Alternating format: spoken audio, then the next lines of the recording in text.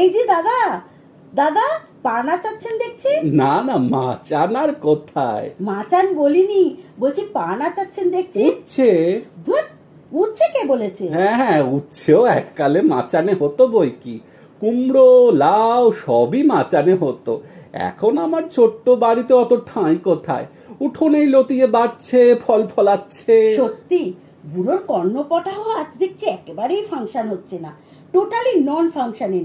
কি মরতে যে গল্প করতে এলুম, জ্বালাবে জ্বালাবে আমাকে। বুঝলে হে, সবাই ভাবে তরকারির বাগান করা বুঝি খুবই সোজা। জানে না তো কিচেন গার্ডেনের পিছনে কত খাটনি।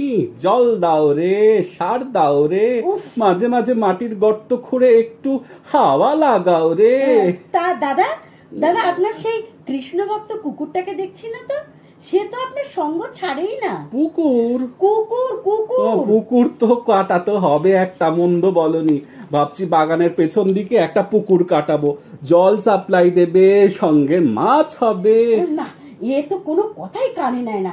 দেখ আপনার নিত্য সঙ্গী সারমেয় পুঙ্গমের কথা বলছি। নিত্যগোপাল সার কিনে দিয়ে গেছে তো। নিত্যগোপাল বলিনি। আরে বাবা, সার ছাড়া কি আর বাগান রাখা যায় নাকি? হ্যাঁ, সংসার যেমন রসে বসে থাকলে শোভন, তেমনি তরকারির বাগান করাও তো তাই।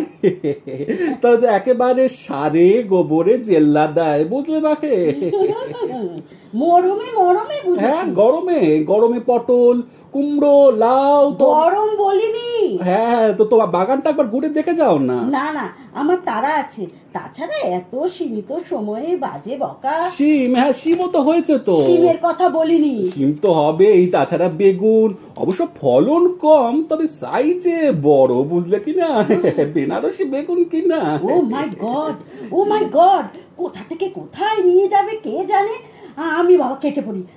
আজকে চলি দাদা, দাদা আজকে চলি। তা বাড়ির সবাই ভালো তো, ছেলে পুলেরা সব? হ্যাঁ, হয়তো মাঝে মাঝে হয়, পুড়িয়ে খেয়ে ফেলি।